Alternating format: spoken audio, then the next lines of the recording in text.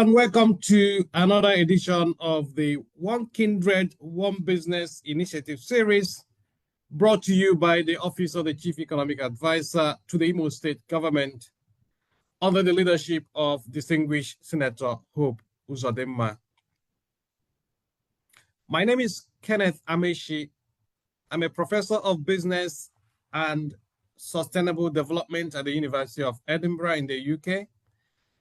I also hold a chair in sustainable finance at the European University Institute in Florence, Italy. I'm also the Chief Economic Advisor to the Imo State Government. It's my pleasure to welcome you to today's edition, which is the last for 2025, and which will offer us the opportunity to reflect on what we have done throughout the year and also what we plan to do in 2026. So relax, enjoy, and make the best of the program. But if you're wondering what OKOBI is all about, maybe you want to see a lotta for Christmas and you're listening to us and you say, I'm not going to make this One Kindred, One Business Initiative. Our initiative, the Imo State Government, through the governor himself, tinyere ka ejinyere ndị bekee anyị aka maka ihe banyere ịchọ ọrụ. Unemployment is high in Nigeria. Unemployment is high in Imo State. So this is one way the government is trying to help our people to think out of the box. So instead of waiting for the government to offer you jobs or waiting for multinational companies, by coming together. If communities can, this period, for example, come together to raise money to build town halls, civic halls, churches. And look at here, Boshira coming together to raise money to create business ventures. So when we come together and create these business ventures, we are not only contributing to economic empowerment, but we're also creating jobs, employment. For example, a community can decide to go into a poultry business or piggery or fish farm or integrated farming. They can also choose to go into the transport business or other services. Imo State, we Concord Hotel. Imo State, we have to poultry. Nigeria, we NMPC. Then what stops a community, a village, from owning a business?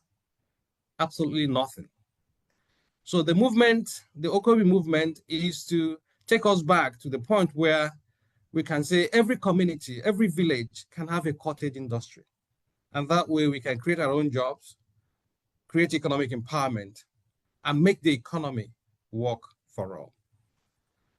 So yeah, again the lota. Because this thing connects to both people at home and abroad. And it's not just for old people or rural people. It's also for the young people. Imo State, unfortunately, is a victim of her own success because I'm with a high literacy rate. Many of our young people are educated, but Hamucha or Mucha School, Hagawa, Lagos, Abuja, Port Harcourt, or further afield, how can we keep talents at home? Which is also linked to what the government is doing in terms of investment in digital skills. The government has been able to train about 50,000 people. But imagine a situation whereby a significant number of those trained are retained in Imo State, or even where they come together to create their group-owned businesses, because OKOBI is about group-based entrepreneurship. So if you are new to the OKOBI movement and you're wondering what it is, in addition to what I've said, here is a clip that will give you an overview of what the program is all about. Susie, name I hope you some. What taking with alone? Know your company. You see one name, Badu Dodio. Oh, you call Royal Company with her. Home Namuke, OKOBI. Eleka OKOBI. Equal to Penyamazo. Oh, Shelemania. I home to Maka. Yabun in Bay Makokobi. Ngwagente.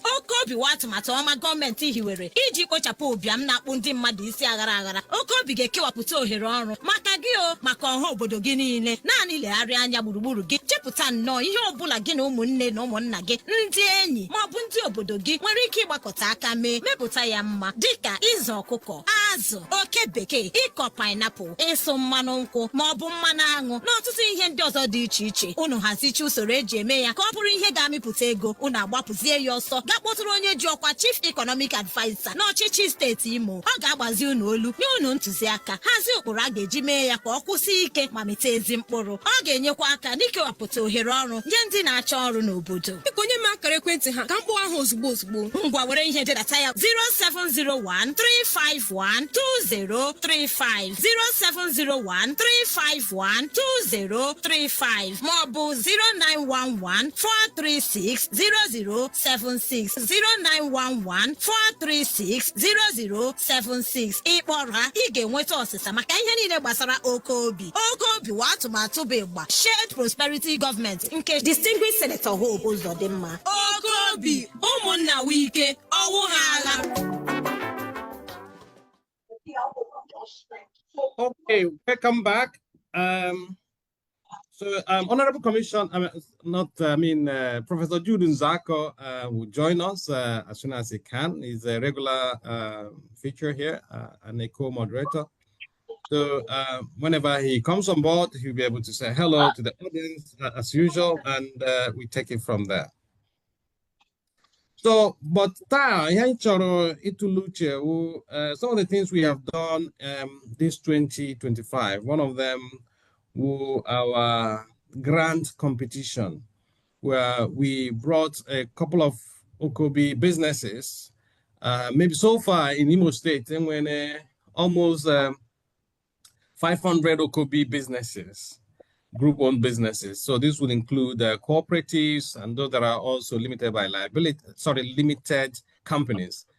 And between them, they've been able to create about 20,000 jobs, what we also like to call them associates.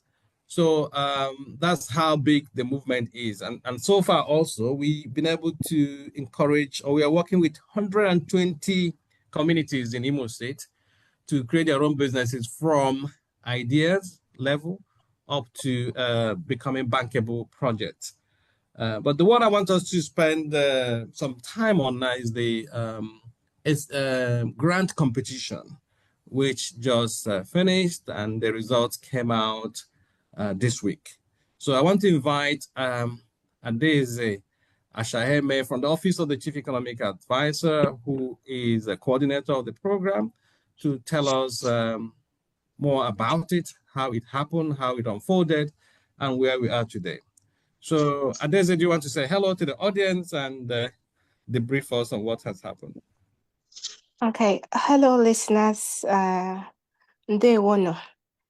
Thank you very much for the floor, Professor Kenneth.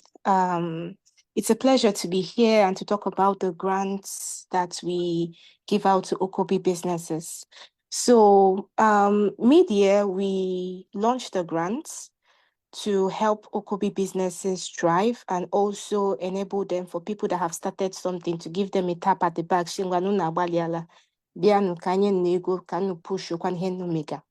So we advertise the grants across different social media platforms, my Facebook, my Instagram, my LinkedIn, my WhatsApp, my radio. So grants. So grants no free money in quotes, but I so only ola mera apply get me to come to the criteria in the office set up. So by mera advertise this grants, we had over 350 entries. 350 people may apply and indicated interest. Say, I'm interested in with they go. Mana onye ola ka I get in uche, because I am actually some people I get me to come with the criteria. So I and then no office. I need take a quite time. Lema the application no Unonimo states. KTK yes. Ya will see pass alaka. Are you group-owned business, which is very important? Yes. The capacity to employ people and also grow over time. Ashikwa, yes, okay. Then the domiciled in the States, those are the criteria that we picked, we chose, and people that past that phase, moved to the next phase, they were long listed. So I take each other those things. Always some people got away to quit from the queue because they didn't meet up with this criteria. So after that, we had 131 persons that moved to the next phase of long listing. So after the long listing, we understood that we decided to go the interview phase, where we now ask these businesses to defend their business proposals. So when you submit in the first phase, you have to submit your business proposal, which has to be detailed, which has to be scalable, it has to be smart and realistic. So during that phase, we brought judges, different judges that are not in the office. We brought the services of different industry experts. Mandeno, now they were experts in agriculture, trade, any kind of service. So we had over 25 external judges, and then we set interview dates for each of the participants, each of the applicants, where they were interviewed, asked questions, and in that phase, we know who is serious, whose business is scalable, and all of that. So in the subsidiary to the interview phase were 83 people, and after that, only 19 could go for due diligence. So due diligence phase now, the interview. Ungwana kaiga no na your place of work, marakwa manu ihe nnukwu ga-akwa ihe anyị na-ahụ. So ishi ni na-akụ cassava during interview. O nwekwa ndị ga-aga your place of business, chọkwa ịhụ the cassava, chọkwa ịhụkwa your bookkeeping, chọkwa ịhụkwa kwanushi adosa your account, ma ihe nnukwukwara o ihe nnumega. So it was a very vigorous process, and then it was very unbiased because we brought the services of external experts. So ndai wetere amahonyi wamakwa the business again. So they have no objective to fail you or overpass you for any reason. They were very clear with whatever they were doing.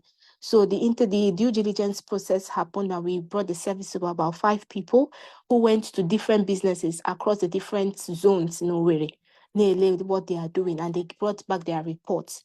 And after that, we are proud to announce that we have 7 solid winners of the grants, which we published just this week, and then we're having them on board today to tell us their own experience, because in the office we were very vigorous with the process, and we also make sure that the process is straightforward and vigorous, because it's free money. Doesn't mean that you walk in the park. You have to work for it.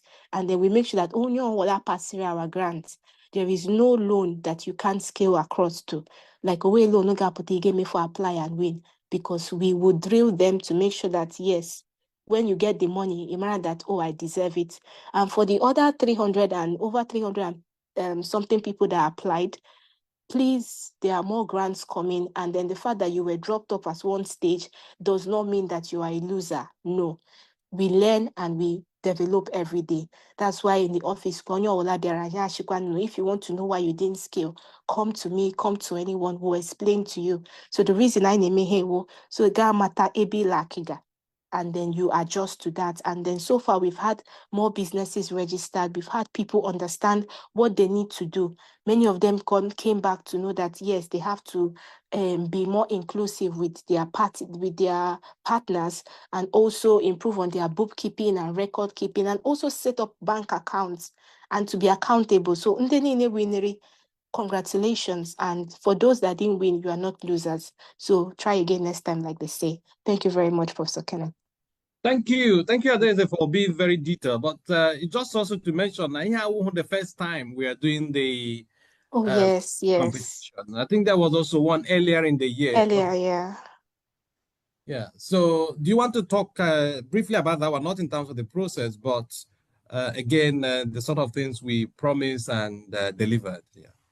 Okay, yes. So this is the second grant. Thank you for that. And earlier this year, we had a very nice set of winners who qualified for the grant. Similar process, vigorous as usual. And then we guided them through. So one of the things in the main office is to handhold people. So we handhold not to keep on in quote, feeding you, but to make sure you stand on your own. And these businesses are businesses we saw grow, and now they are scaling on their own. And then we even have others that still applied for these grants. So it has been an interesting process so far. Yeah, that's what I can say. It has been an interesting process so far. Okay, but what sort of money can you go no here? Because sometimes people will be wondering, the grant honey win. Do you know? Can you give us an idea of how much we are looking at? Maybe a company or a business winning. Okay, yeah. So what we are looking at winning is 2 million, 3 million, 1.5. So something that you can use to set up something tangible, buy a machine to scale up your business. So oberego like that, it's in quotes, yeah. So oberego. So people apply and we give it to them. And anything. Apply, follow the process, and you win the money, and you know within yourself that yes, I win it. Nobody in the office will come you and say name percentage or any no, nothing like that is done. So you go through the process, it's very transparent. You reach out to anyone in the office, we are very accountable. That's one thing for sure. We are very, very accountable. So they win it. And we also follow up with the winners too. When they win it, we come back to you to say, okay, ego anyerenu, ole henu ji amuta. Like the way the parable of the talent is in the Bible, will come and meet you and ask, 2 million, what have you been able to do with it? Have you been able to multiply? Have the people you may employ to work with you, are they still earning 15,000? Have they been able to scale up? So we come back to also see that if you are doing well, yes, we give you a tap on the shoulder. And we also advise the people we give them link to other businesses, clients, and also potential loans outside. So we are not here to babysit people or create grant experts. No. We are also saying, if we need the grants, we give you the chance to dream higher. I know that you can also apply for Bank of Industry loans and other federal and international loans out there and grants. So that's it.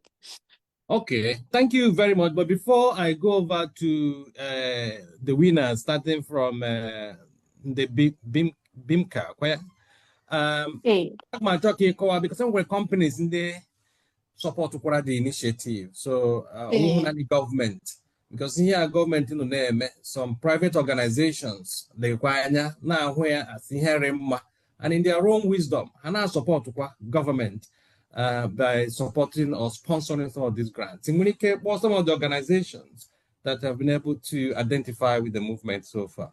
Yes, so far we've had very reputable corporate organizations, OKOBI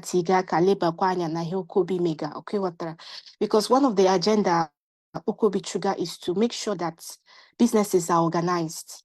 And when they organized, that's what helps you to scale and access funds. So big banks agabia to one petty person, na Douglas Irega here. But also in that same Douglas, can register our business, can set a good financial record. Application, these people look at you. So far, we've had very reputable corporate agencies like the IHS Towers, the African Business Affairs, First Bank, Access Bank, even Coca-Cola Foundation. Every one of them are looking into what we are doing in OKOBI. So, don't sit one place and be saying, hey, you lose nothing from trying. These 300 and something that applied, they said, let them give it a try. Like people say, if you don't plan, you're planning to fail. So give it a shot. Don't just shift it by the side, because you just never can tell. Even if you don't win the money, you win knowledge, you win handholding, you win connection with us, you win potential clients too. So that's one of the things. And we have more people that we're having conversations with at the back. And corporates are also coming to rethinking their CSR, and knowing that, yes, we have to also do things for the communities where our business is domiciled. So that's one of the things. It's also an awareness on their part, and then they are looking for who is ready. So if you organize yourself, they pick the ready ones. You understand? Okay, that's the same. How am I going towards the Bible? But the 10 virgin stuff. So you have to be ready, because you don't know when Son of Man will come and say, oh yeah, who are the ready ones? Let's go. Let's give them the money. So today, Don't waste time. Are you a young person in university? Are you in the village? Nothing. We no he bushirigi. Or we the cha. Just gapo onya batobigi. Mama Adamma o. Papa Obinna. Biano. This potri mega 1-1. Why don't we come together? Onye ke weta ala ya. Onye ke weta ego. Onye ka share, I can be cleaning the beds and all of that. Una biakota aka. Register your cooperative. Reach out to the office. Only need the hime CAC. You can start with the little one of the cooperative registration. Can they affordable? The office get help to make sure the process is smooth. Una tukotaka. Go and register yourselves and come to the office and we'll put you in the OKOBI list.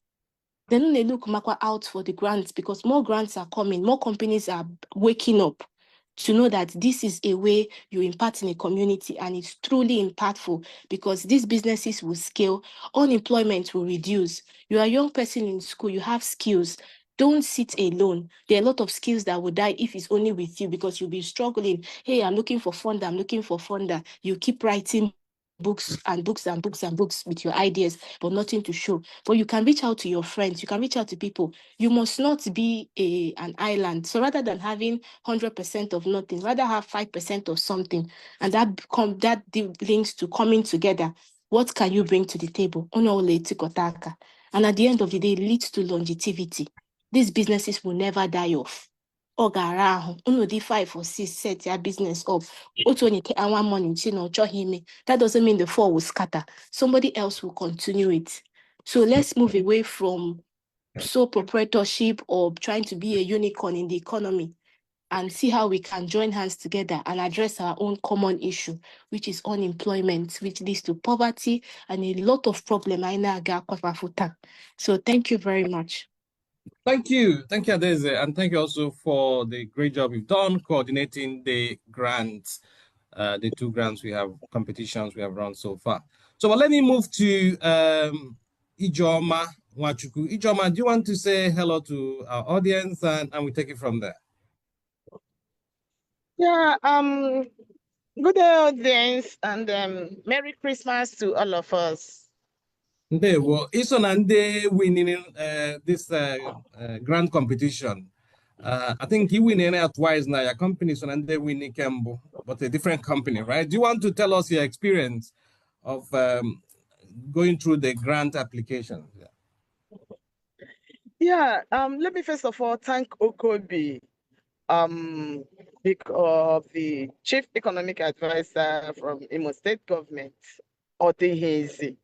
I doff my cap for OKOBI because this is not the first of our winning this OKOBI. We've done that, and early this year we won. In fact, the most thing that impressed me is when the second came in and I asked again, though through different company, I asked, can this company apply again in as much as I'm there? And they said, go on, if you can meet with the criteria, there's no gain saying no to you. The only thing is meet the due diligence and they move on. And we entered again.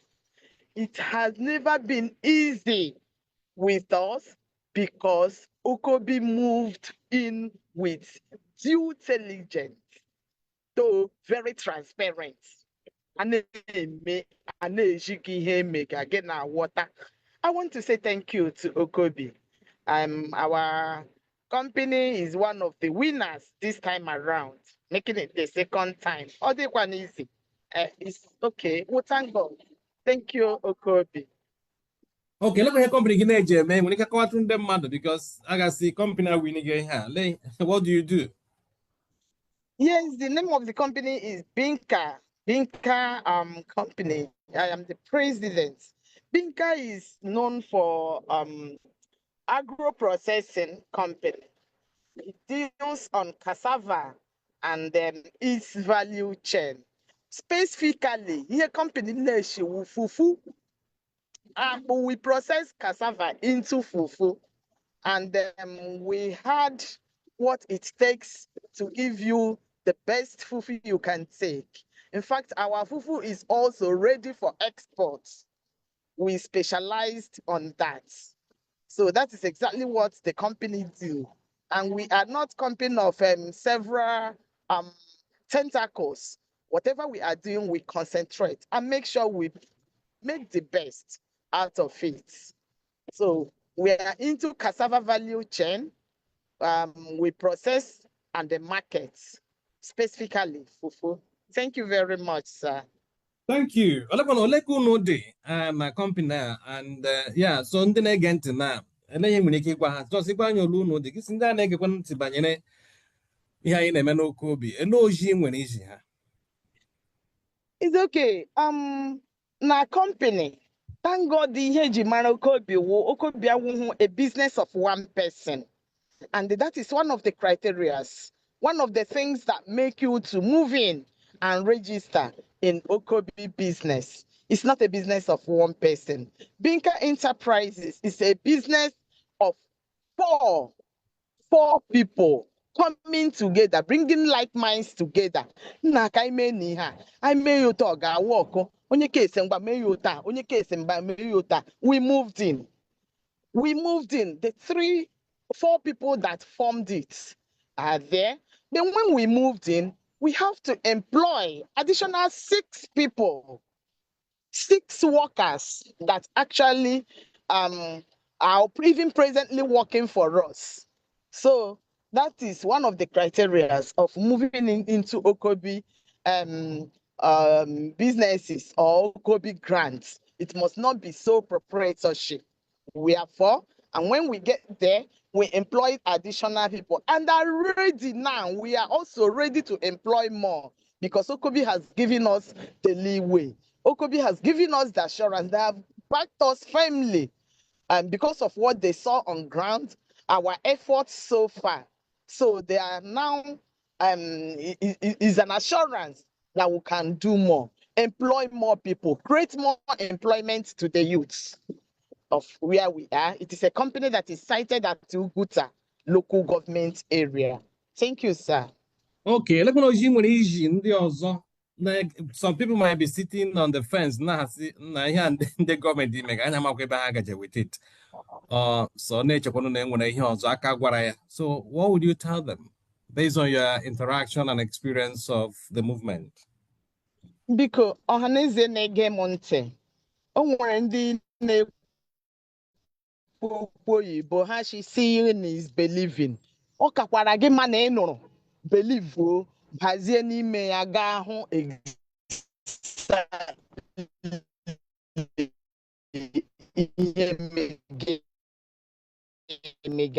I want to tell you people that OKOBI is real. I want to tell you people that whatever you do, move in for more. OKOBI is real. After this one now, I'm winning. Everybody is happy because I know that OKOBI has come out to help both cooperatives, enterprises, communities, limited companies. That OKOBI is out for something. There is no fun. There is no play over it. They mean what they are doing. But if you are coming into OKOBI, come with clear mind, come with transparency, and mean what you are doing because they are very thorough and they must follow due diligence. Thank you. Okay, thank you, Ijoma. Then onye chọkwana inweta unu na phone si ajụkwa ajụjụ more ọkwanụ mara ihe unu mega onyere unu aka or even zụ na ahịa or mee business. Enwere nọmba a ga-eji enweta gị? Yes. Number gauging with time, all the very easy. You can get us through 080 334 073 86. Okay, we can call you also. Ọzọkwa 080 334 073 86. Okay, thank you very much and for all the good words you've put in. I ask because without people like you, we wouldn't have people to give the award. So I make a loan or to bambo, the award, soon jishake. Yes, sir. so that abịakwana Christmas ọzọ, when we come back to your business, anyị ahụ na ihe unu mege ụkwa ihe ga-amasị onye ọbụla. So jisie n'ike na-agba mbọ. Nọrọkwa Thank you. online na-eche. So if you are just joining us, this is the One Kindred, One Business Initiative series brought to you by the Office of the Chief Economic Advisor to the Imo State Government under the leadership of distinguished Senator Hope Uzodimma. Suzy, nne m ahụ gị bụ sọ mma. Ọ dị ka ị nwetala ọrụ n'oil company. You see nwanne m mgbado udo o nweghịkwa ọrụ oil company m nwetara. Ihe ị hụrụ m na-amụke wụkwa aka ọrụ OKOBI. Ele nke wụkwa OKOBI. Biko tupu enye m azụ, ahụchiele m anya. Ahụ m chọrọ enyemaka. Ya bụ na ịnụbeghị maka OKOBI. Ngwa gee ntị. OKOBI wa atụmatụ ọma gọọmenti hiwere iji kpochapụ ụbịam na-akpụ ndị mmadụ isi aghara aghara. OKOBI ga-ekewapụta ohere ọrụ maka gị o maka ọha obodo gị niile. Naanị legharịa anya gburugburu gị chepụta nnọọ ihe ọbụla gị na ụmụnne na ụmụnna gị ndị enyi ma ọ bụ ndị obodo gị nwere ike ịgbakọta aka mepụta ya mma dịka ịzụ ọkụkọ, azụ, oke bekee, ịkọ painiapụl, ịsụ mmanụ nkwụ ma ọ bụ mmanụ aṅụ na ọtụtụ ihe ndị ọzọ dị iche iche. Unu hazicha usoro eji eme ya ka ọ bụrụ ihe ga-amịpụta ego. Unu agbapụzie ya ọsọ gaa kpọtụrụ onye ji ọkwa Chief Economic Advisor n'ọchịchị steeti Imo. Ọ ga-agbazi unu olu nye unu ntụziaka hazie ụkpụrụ a ga-eji mee ya ka ọ kwụsị ike ma mịta ezi mkpụrụ. Ọ ga-enyekwa aka n'ikewapụta ohere ọrụ nye ndị na-achọ ọrụ n'obodo. Biko nye m akara ekwentị ha ka m kpọọ ahụ ozugbo ozugbo. Ngwa were ihe dedata ya 07013512035 07013512035 maọbụ 09114360076 09114360076. Ịkpọrọ ha ị ga-enweta ọsịsa maka ihe niile gbasara OKOBI. OKOBI wa atụmatụ bụ ịgba Shared Prosperity Government nke Distinguished Senator Hope Uzodimma. OKOBI, ụmụnna wike, ọwụ ha agha. Welcome back. So anyị ga-aga Ngọkpala now. Je kpọtụrụ ndị kere n'ebe ahụ winikwara award. So Mr. Paul, if you can unmute yourself, kọrọ anyị ndị na-ege anyị ntị ga-ekele nụ ha hello or mana ka ha dị, and we take it from there. Ka Paul nọ na-akwado onwe ya. Paul, can you? Yeah, okay. Hi, listeners. Hello, Tidi. Hi, Demma. Business unu kwanu. Ọ na-agakwala. Business anyị na-eme ọfụma. Unu so na ndị winner award ịkwa? Site na amara Chineke anyị nwaso ya. Okay, unu agbalịala. Congratulations. Thank you, sir. Ị nwere ike kọrọ ndị na-ege anyị ntị otu unu si gaa kwanụ through the process na ihe unu mụtakwara. Okay, na mbụsa ha nwụ ekwu amata ya zozie. Ahụ m onye Nnorie na Ngọkpala LGA Imo State. Ahụkwanụ m President Ngọkpala Elite Farmers Multipurpose Cooperative Society Limited. Anyị ji a process kwanụ rice. Anyị nwere rice farm na Nnorie na Ngọkpala. Anyị na-ekwu the location maka ndị nwere ike bịa Nnorie ka ha nwee ike bịa hụkwa ebe ọ dị. Then anyị site na amara Chineke kwanụ anyị winere OKOBI grant. Ọ dịchakwanụ mfe ọ hụkwanụ na alụtara ya alụta kama anyị work for it, and ọ dịkwaranụ ọ dịghị easy in fact because from day one application and every follow up through due diligence and the announcement of the winner. So anyị meritiri ya ọhụụ na enyere anyị ọmụkwanụ o mere anyị jiri zụọ bribe ma ọ gịnị kama na ọwụ ihe anyị meritiri ọfụma. Ana m ekele aka na-achị steeti anyị wụ Distinguished Senator Hope Uzodimma, kelekwa ndị na-eme OKOBI organize maka ihe ha na-eme dị mma. Ndewo. Ndewo, one ka unu dịkwanụ na business unu na-eme ka ndị na-ege anyị ntị ghọtakwa. Okay, business anyị wụ ndị cooperative anyị dị 21 members. 21 members awụchahụ ndị Nnorie naanị. Ọ dị opone nwere ndị ọzọ si other communities wụkwa member anyị. Okay. As far as we win this award, let's assume at the end, enwe ego unu nwetara or enwe ego unu ga-erita. Enwere ihe unu mụtara by going through this process? Anyị mụtara ezigbo ihe ma nke ahụhụ nke mbụ anyị na-eme apply na program ndị OKOBI. Anyị mere apply na nke mbụsụ ha mere n'afọ gara aga. Nke ahụ anyị mechakwa na apply, anyị enwenahụ ihe ọbụla, but anyị akwụsịghị ụkwa. Then anyị alazie azụ marazie ihe wụ mistake anyị mere na ihe niile mere. So otu ọ dị na experience nke mbụsụ ahụ anyị nwere na nke ugbu a bara anyị ezigbo uru. Anyị mụtara ezigbo ihe. Nke mbụsụ wụ transparency, ihe ọbụla isi ihe na-eji eme kwuo na ọwụ ihe na-eji eme, honesty. Then record keeping bara uru, maka mgbe mbụ gara aga anyị etekichahụ OKOBI serious because otu ihe siri dịrị then, but after that first time anyị ahụla mistake anyị na ihe niile, anyị realize ya gbakwanụ mbọsị na aka ugbu a anyị ga-agbalị ịhụ na anyị otu na ndị nwetara ihe nrite. So ọ bara anyị uru ihe dị aha, ọ kụzikwara anyị ihe dị aha. Ihe mbọsị ọ kụziri anyị wụ that honesty and transparency. Ndewo. Ndewo, so unu jisie n'ike. Ihe ebe agbakwana Christmas na New Year, ndị mmadụ zụga na rice erigekwa na erige. So onye chọrọ ịzụ rice from you people na enwere nọmba a ga-eji nweta unu? Anyị nwere phone nọmba a ga-eji enweta anyị. Ngwa kpọọ ya ka ndị mmadụ nwetakwa ya. Phone nọmba anyị wụ 08069409980. Ngwa kpọọkwa ya ọzọ. 08069409980. Ọ nọmba ekwentị anyị. Ngwa, thank you. Nọrọkwa nga ahụ na-eche. Before m akpụbata chairman APC party wụ Honorable McDonald Ebere PhD. Ụkwara onye anyị na ya bidoro OKOBI na kemgbe o bidoro.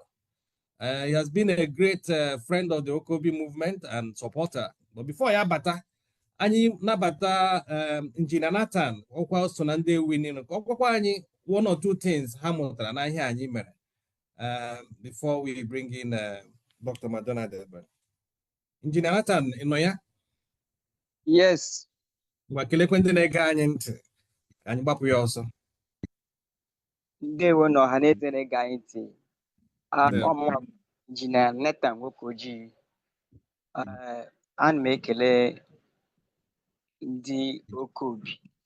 Mana mbusu, achọrọ m ime appreciate the government of Imo State, ably led by distinguished Senator Hope Uzodimma. In fact, this government with a lot of things I'm going to stock for the people of Imo.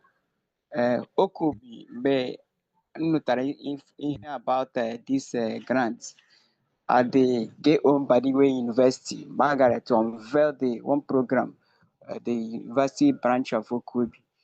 Everyone came and announced the winners of grants. So I became motivated. See here about Trande Madu, Lekwanundi about Takura Chalundi Imo State, called Ashiri, Pidono to Ashiri, take steps. I was encouraged to apply because right there, Emekora announced, then another phase of grant. So that was how I keyed into the program and followed the instructions keenly, step to step. You know what I say, me, abalem email to question. So I did more surprise. Na at the end of it, na Chineke nyere anyị aka, because in life, ime hali ihe niile kwesịrị ime. If you can do your best, you leave the rest for God. So agbalịsiri ike, mụ na my team gbalịsiri ike iji hard working na eziokwu tinye na ihe anyị mega. Chineke bịazie mere anyị ebere ka anyị soro na ndị wetere mmiri. So ana m appreciate the professor and his team.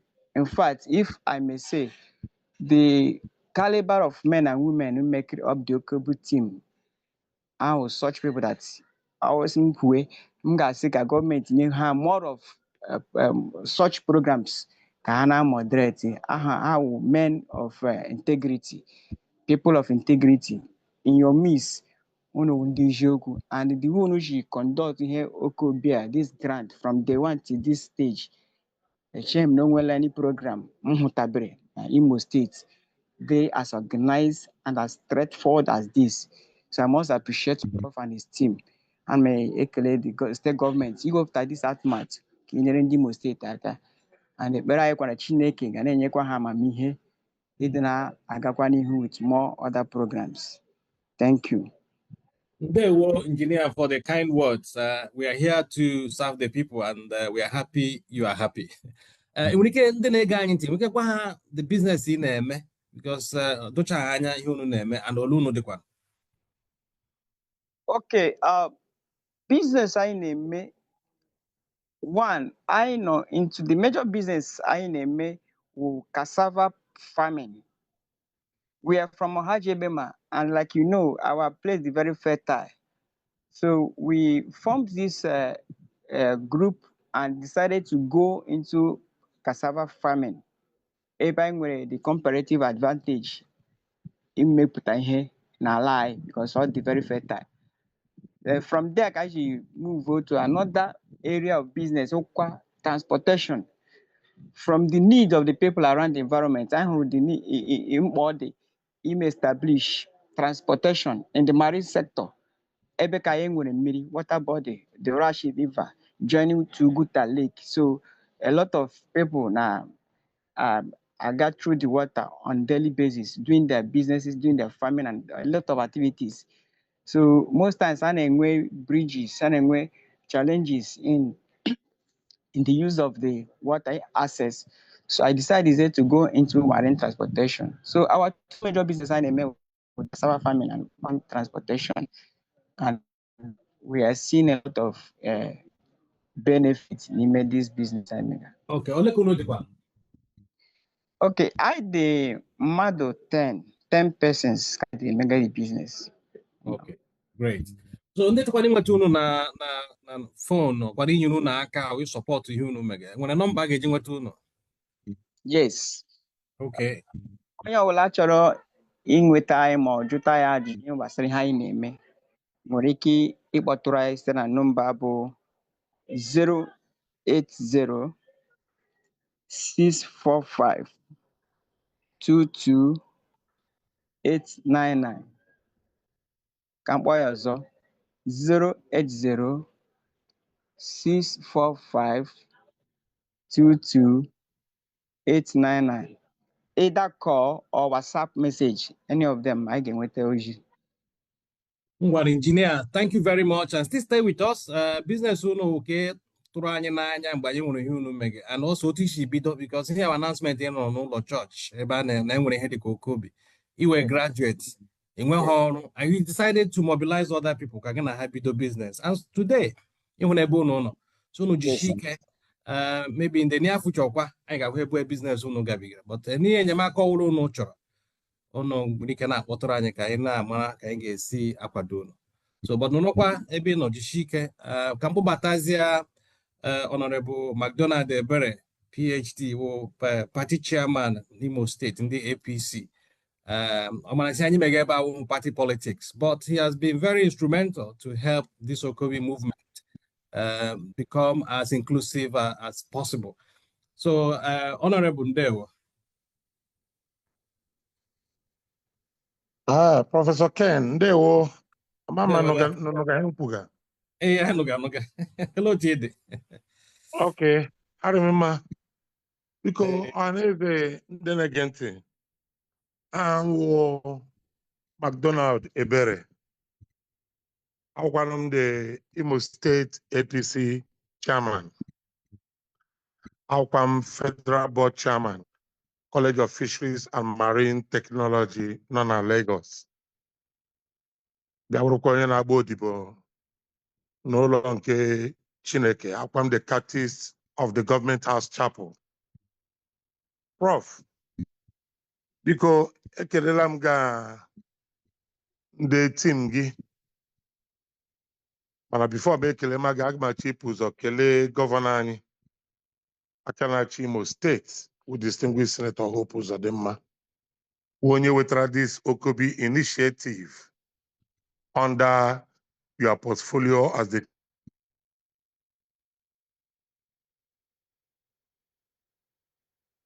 economic advisor to the governor, who Senator Hope Uzodimma.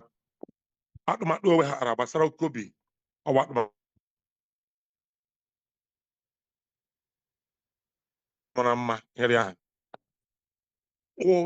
Kemgbe ebidoro ihe gbasara OKOBI, anyị ahụ na o jiri agaga. So anyị ekelela gọvanọ for this beautiful initiative of his.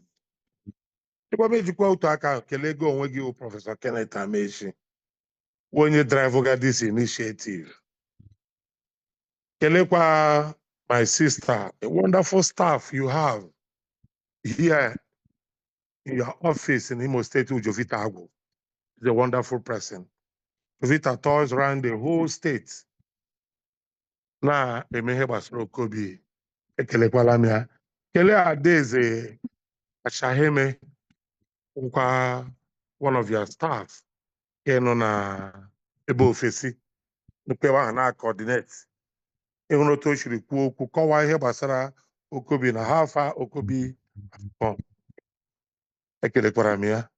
I haven't done this because achọrọ m ịgwa ọha na eze na-ege ntị that this OKOBI idea, OKOBI agaala global.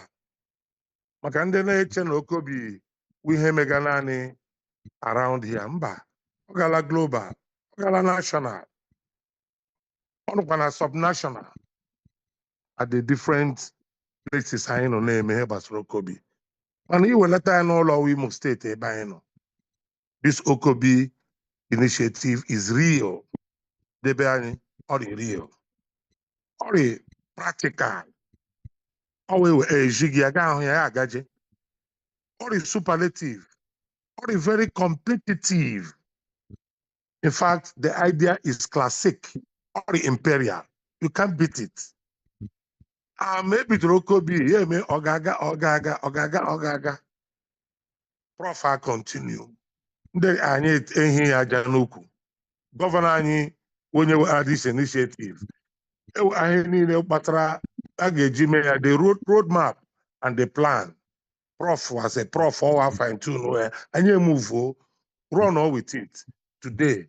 Now that OKOBI have helped a lot of kindreds, have helped a lot of communities, a lot of limited companies. Nanderi anga.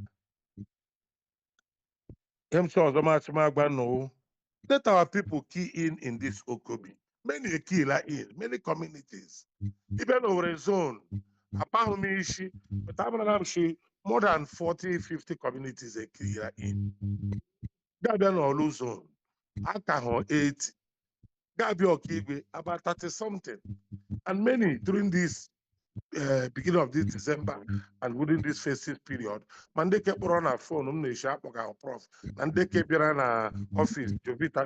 More people have come in, more people are registering this cooperative initiative. Oh, I got touched before the middle of next year. The OKOBI, the kindreds, the communities, in total, I'm sure over 200 communities are involved in this OKOBI. I'm not sure, I don't have the figures quite right, but I know it won't be less than that. Anyamara that OKOBI initiative, Ekpochapula Obiam, Nebende Bidrea, like their kindred, Ebeano. Otakula employment, Nande Megea, and around their place. And all the self-sustainable, Genyega Gamanana, in him. No, we hear Ghana, like Adeze said, Monday, Kuku. If you don't phone your Pugodini, the cause I continue. Who something, Gano Gide, who something I should tell you if I show Dana, who one man business. It's a joint venture.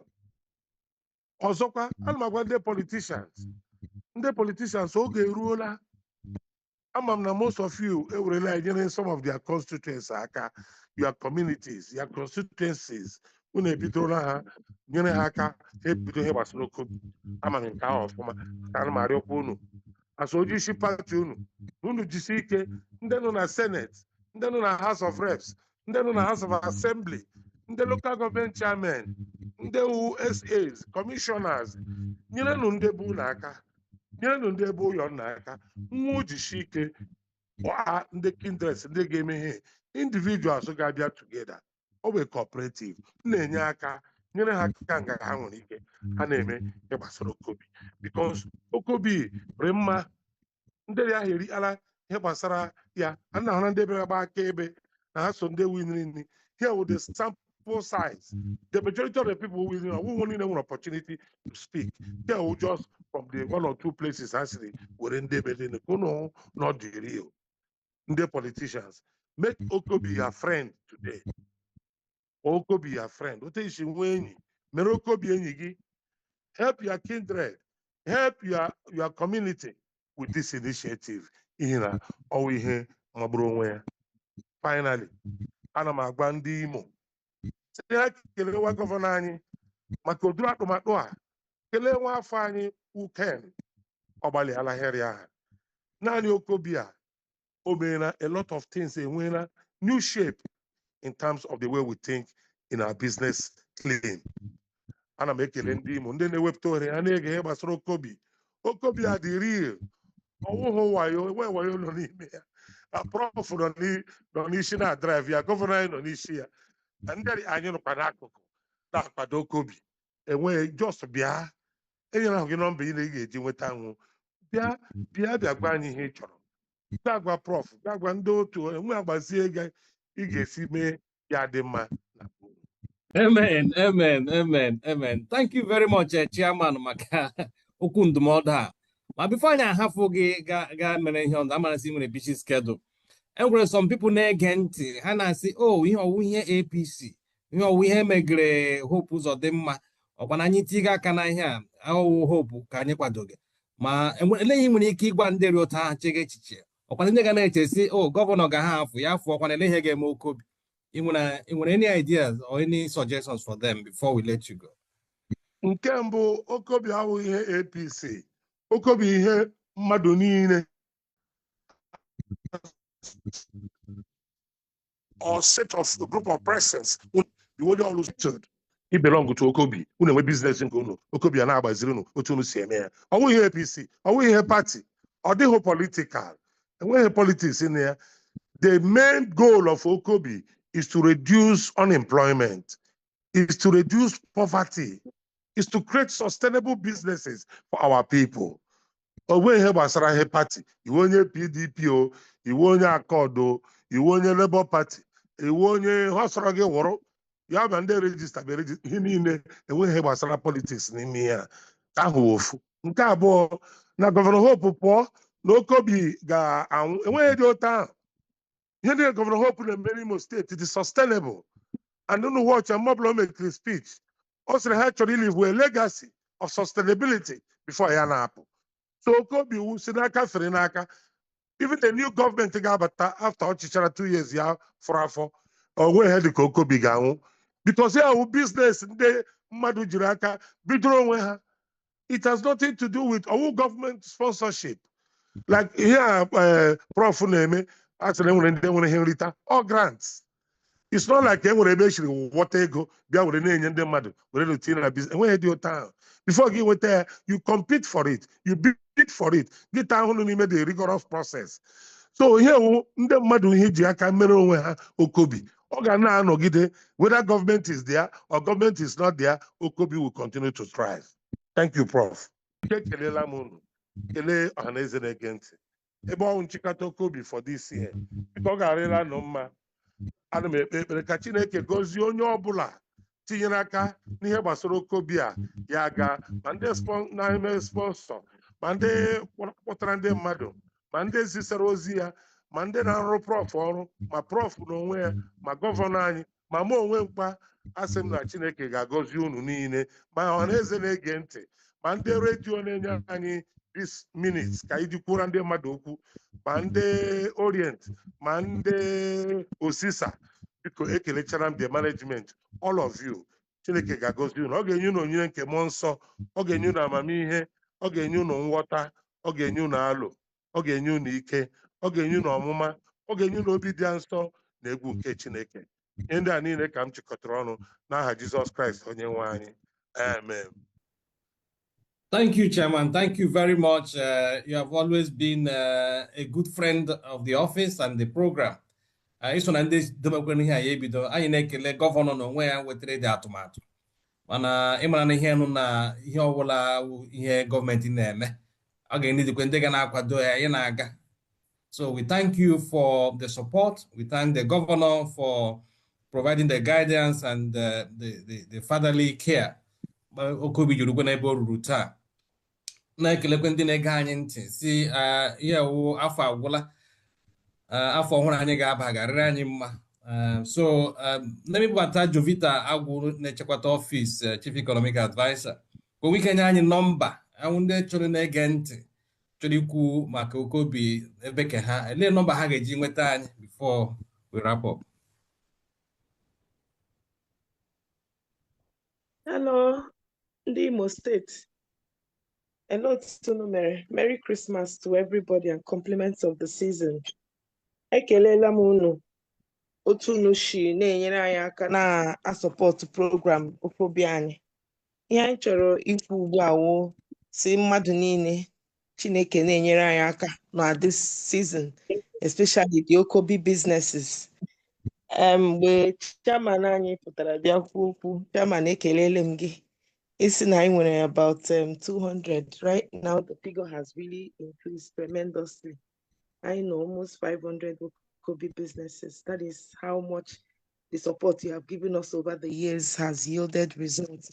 And of course, with the help and support of His Excellency, who initiated this program, and of course, the Chief Economic Advisor himself, Professor Kenneth Amechi.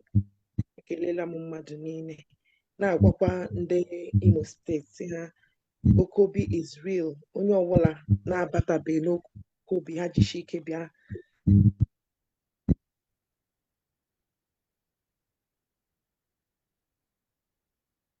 join ya the OKOBI movement. Ha contact of ediri ime ma ihe ha na-ediri ikwu iji bata na the OKOBI business.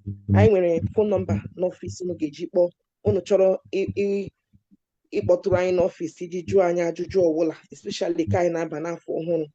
Okwanụ naanị OKOBI ka anyị nwere.